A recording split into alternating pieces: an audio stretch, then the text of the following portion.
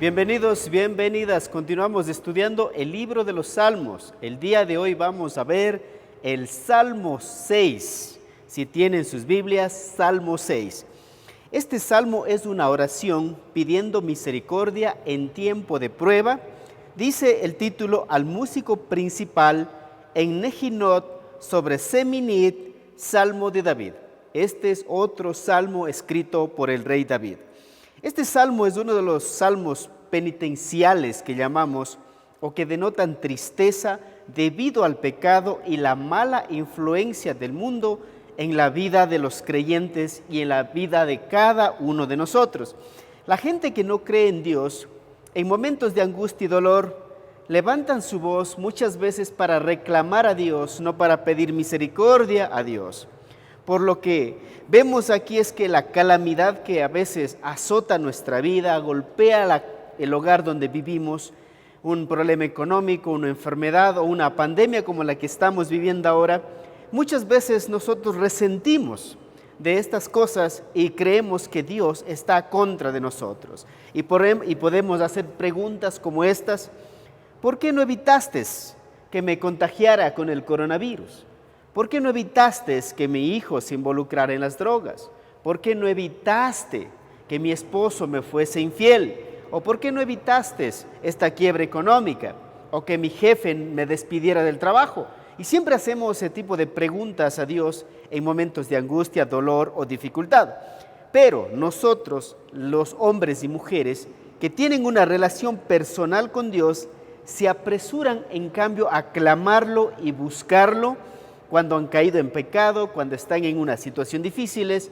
Más bien buscan a Dios. ¿Para qué? Para que les dirija, les fortalezca, les consuele, les dé paz. Ahora, en este salmo vamos a ver por qué David clama a Dios y por qué nosotros también debemos clamar a Dios. En el verso 1 del Salmo 6 dice: no me castigues. Imagínense clamar a Dios para que Dios detenga su disciplina y su castigo. Dice: Jehová, no me reprendas en tu enojo, ni me castigues con tu ira. Lo que está diciendo aquí el salmista es: Señor, yo sé que tú eres santo. Significa que él conoce el carácter de Dios. Y como nuestro Dios es un Dios santo que aborrece el pecado, lógicamente va a disciplinar por consecuencia del pecado y la desobediencia de sus hijos.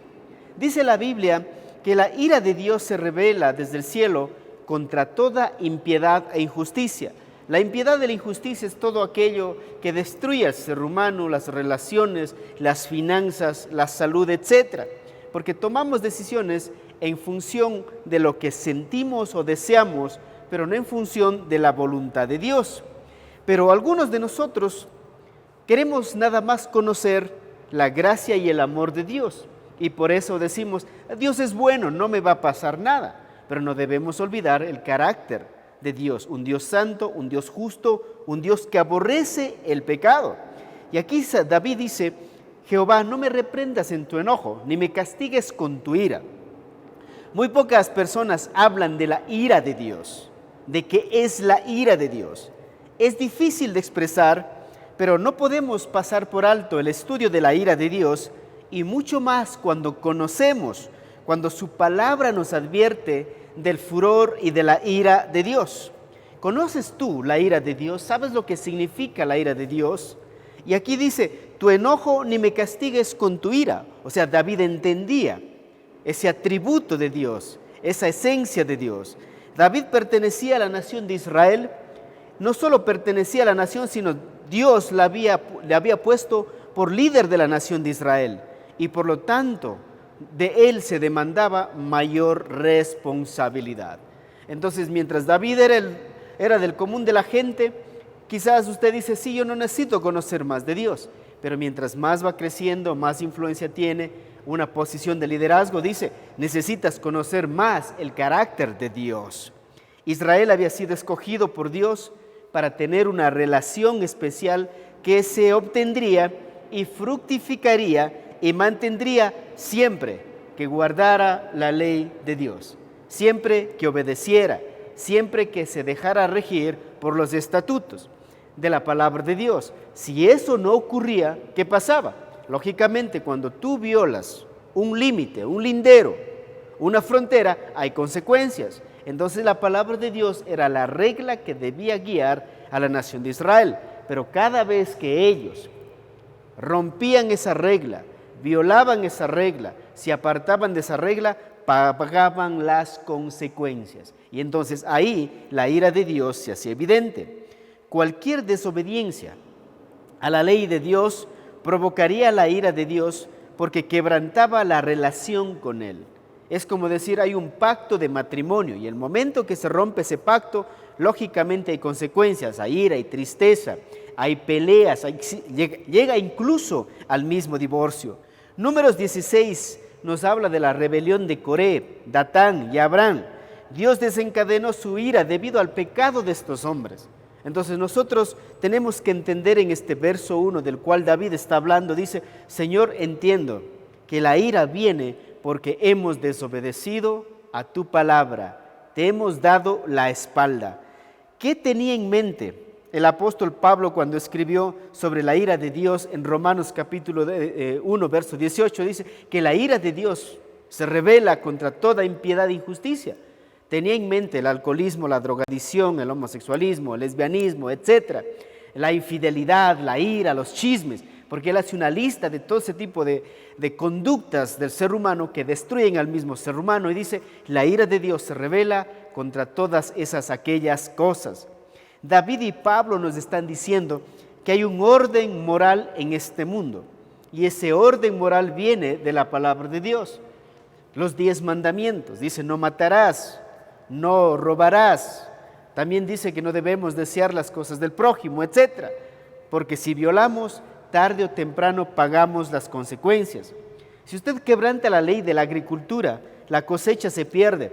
Si usted quebranta la ley de la gravedad y va y se lanza del 5º piso, más probable es que va a terminar hecho papilla. Entonces violamos una ley y hay consecuencias, la salud, las relaciones, las finanzas, etc. Entonces, ¿qué es lo que dice David en este verso 1? No me reprendas en tu enojo ni me castigues con tu ira. ¿A qué está acudiendo aquí el rey David? El rey David está acudiendo a la gracia y la misericordia de Dios. En vez de quejarnos, reclamar, cuestionar a Dios, dice David, lo mejor es que acudamos a Él en busca de su gracia. Mira lo que dice el verso 2, qué actitud tan increíble. Dice, ten misericordia de mí, oh Jehová, porque estoy enfermo.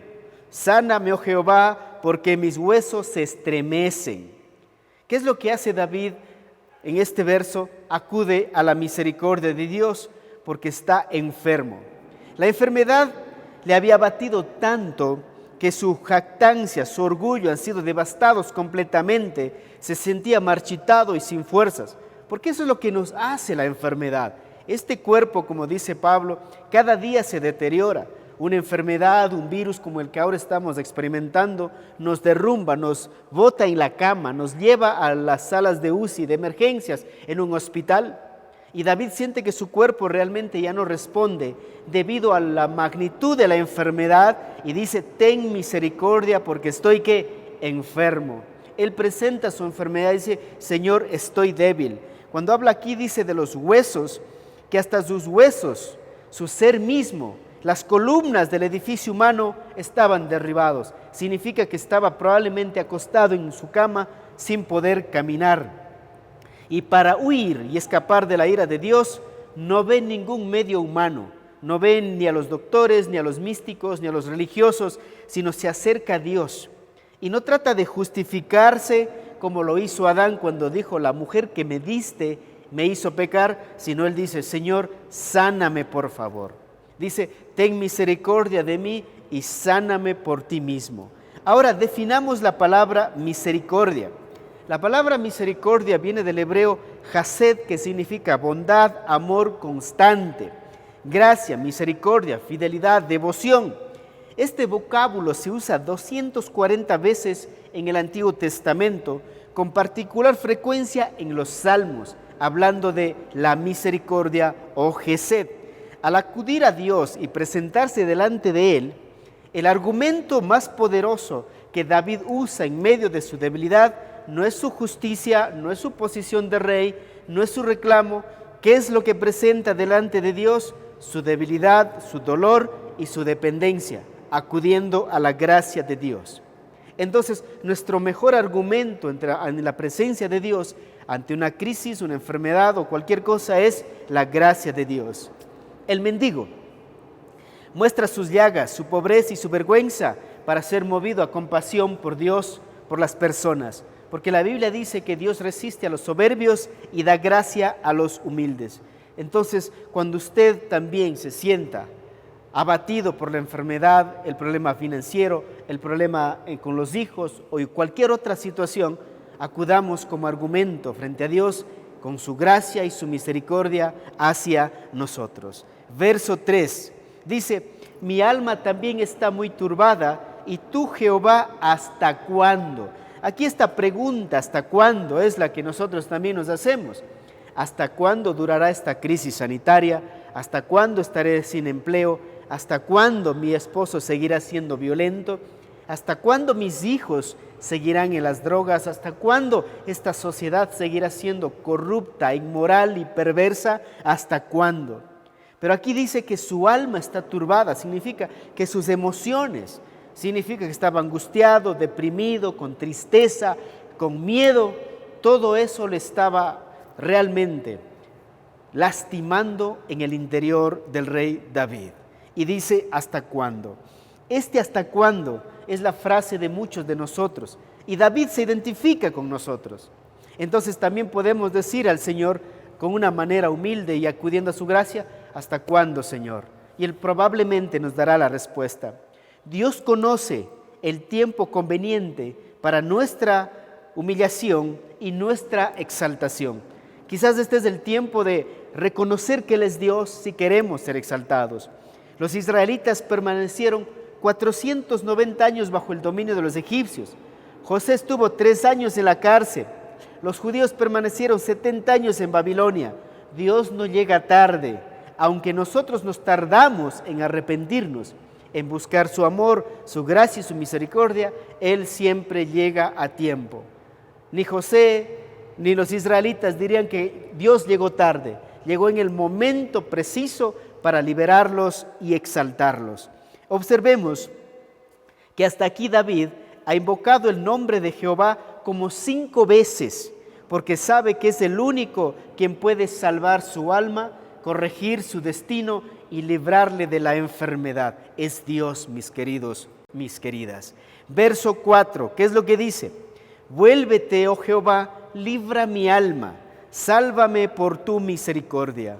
Aquí David dice, está comprometida su salud física, su salud emocional, y aquí también vemos que su espiritualidad de repente está tambaleando. ¿Y a cuántos de nosotros no hace tambalear las circunstancias? Hacen tambalear nuestra fe, hacen tambalear nuestras convicciones, hacen dudar de las promesas de Dios. Y por eso David dice: Señor, vuélvete. Significa regresa, libra mi alma, Señor. No hay nada más triste que un alma abatida en medio de las circunstancias adversas. Un alma abatida es como anula nuestro pensamiento, nuestra creatividad, nuestras fuerzas. Pensamos que todo está acabado. ¿Quién puede salvar tu alma? Aquí dice: únicamente Jehová. Pero hablemos de la salvación misma. Entonces aquí también David podría decir: el único que puede salvarnos del infierno y llevarnos al cielo es Dios. Y Hechos 4:12 dice: ni en ningún otro hay salvación, en ningún otro más que Jesús. Él es el que nos salva. Si usted estaba pensando que quizás le puede salvar una religión, una iglesia, una denominación, una tradición, déjeme decirle que David acaba de decirnos a nosotros en el verso 4: oh Jehová, libra mi alma, sálvame por tu misericordia. El único que puede salvarnos es el Señor Jesús. Él dijo: vengan a mí los cargados y los cansados, y yo os daré descanso. Él dijo que ha venido a salvar y rescatar a todos los pecadores de las garras del infierno. Entonces, David también nos está desafiando a poner nuestra total confianza nuestra total dependencia, todo nuestro ser para la salvación, nada más y nada menos que en nuestro Señor Jesucristo. Y continúa David en su oración. Mira lo que dice el verso 5, él es un poco más audaz porque conoce la gracia y la misericordia de su Dios. Dice el Salmo 6, verso 5, porque en la muerte no hay memoria de ti, en el Seol, ¿quién te alabará? Mira lo que está diciendo, aquí la palabra muerte quiere decir separación, y la muerte vino por la desobediencia del hombre. El salmista no niega la realidad después de la muerte, hay una separación. Pablo dice que el pago del pecado es la muerte, por lo tanto la muerte es la consecuencia del pecado y el pecado nos aparta de Dios. Hay separación física y separación espiritual. Si solo supiéramos que el pecado nos aparta de un Dios maravilloso, dejaríamos de pecar para disfrutar de la presencia de Dios. Es lo que él dice, en la muerte no hay memoria de ti, en el Seol, ¿quién te alabará? David dice, Señor, yo quiero seguir vivo con un propósito.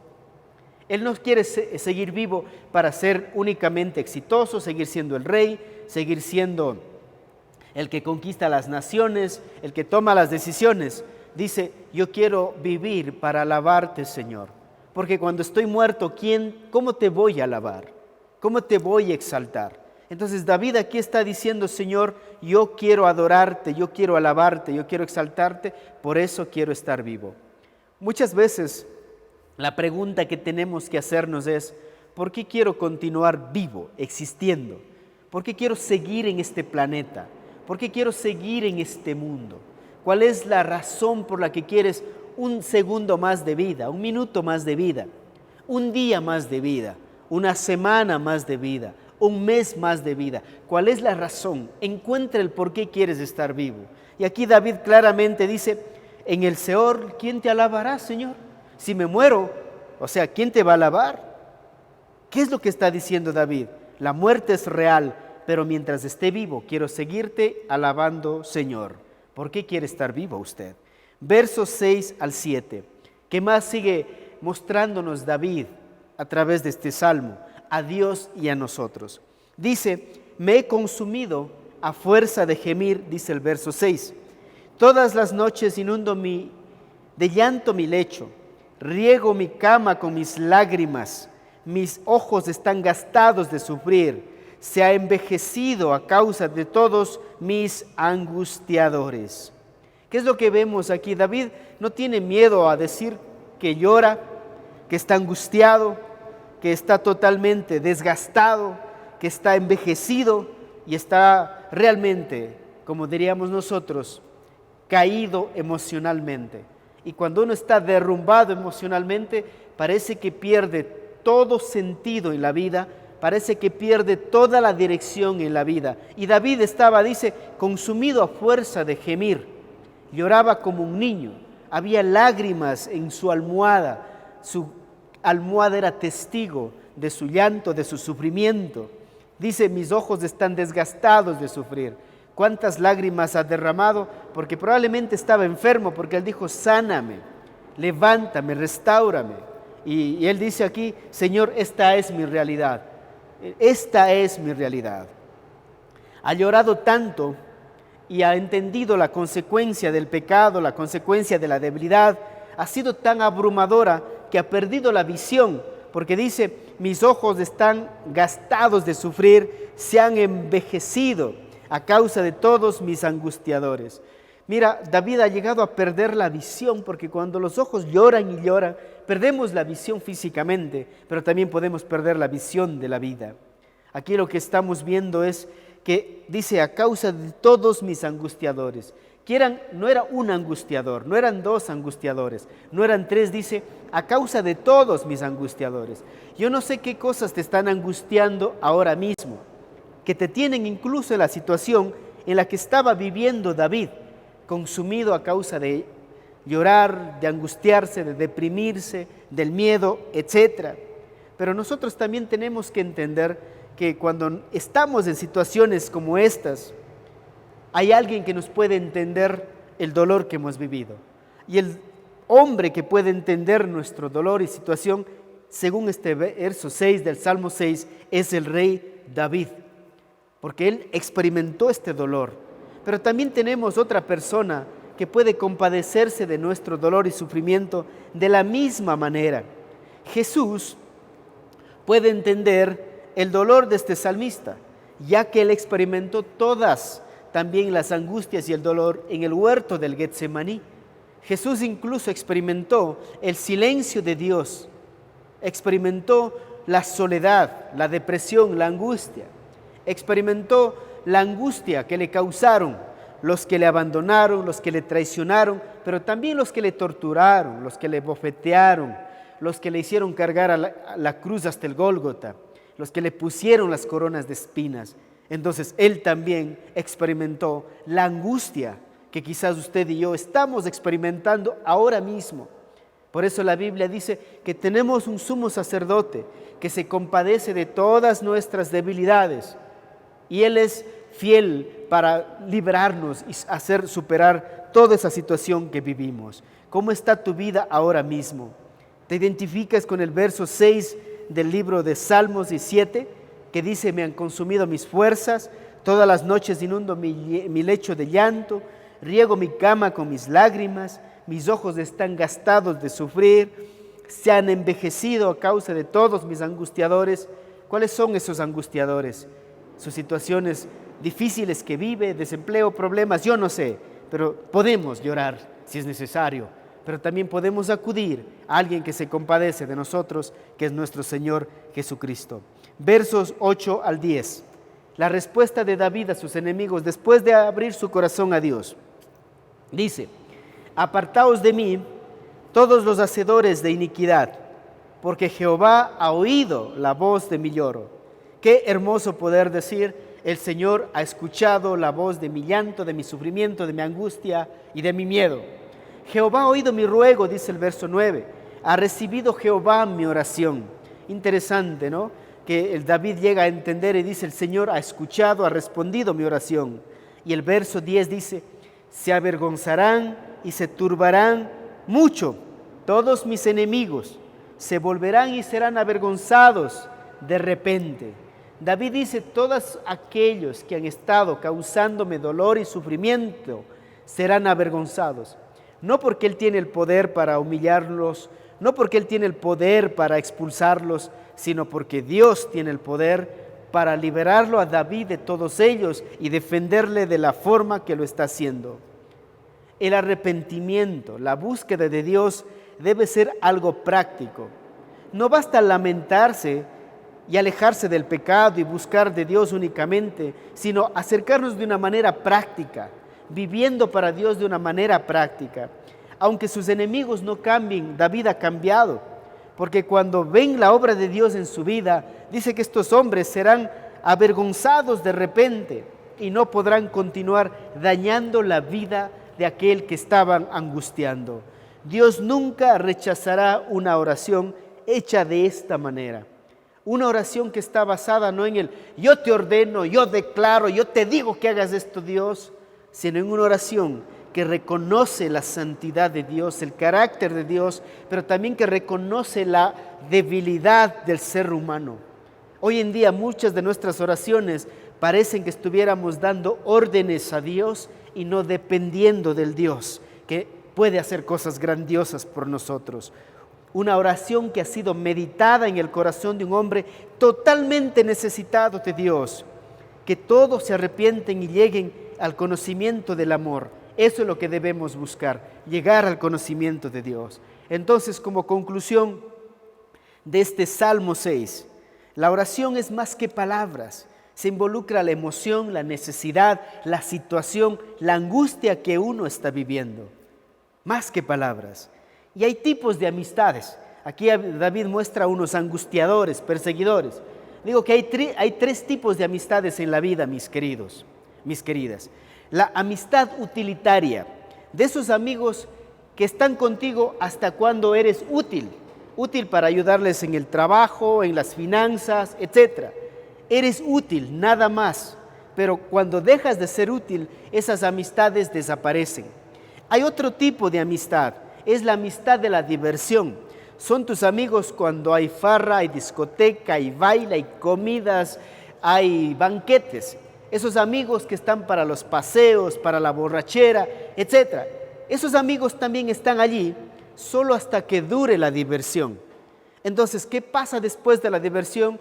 Te quedas solo. Pero hay un tercer tipo de amistad y son las amistades constructivas. Esas amistades que permanecen a pesar de los buenos momentos y de los malos momentos.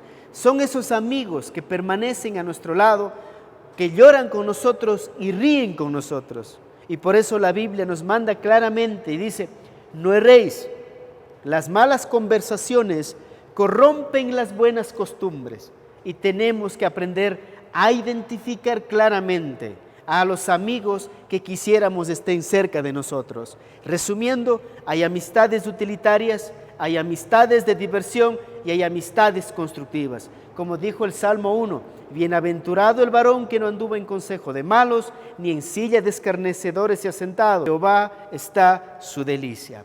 Vamos a orar. Padre, muchas gracias por este salmo que nos desafía a buscar tu rostro en medio de la enfermedad, de la angustia, de la soledad, de la persecución, y a pesar de todos los que quieran causarnos angustia, sabemos que en ti podemos encontrar la respuesta. Acudimos confiados en tu gracia y en tu misericordia, que tú nos guardarás y nos cuidarás del mal y nos guiarás por las sendas del bien. En el nombre de Jesús, amén. Y no olviden, mis queridos amigos, dar un like en el video, no olviden escribir un comentario en el video, no olviden suscribirse al canal y no olviden también compartir el video en sus redes sociales con sus amigos, sus vecinos, etc. Ha sido un privilegio y nos veremos en un próximo video. Bendiciones a todos los que nos están viendo.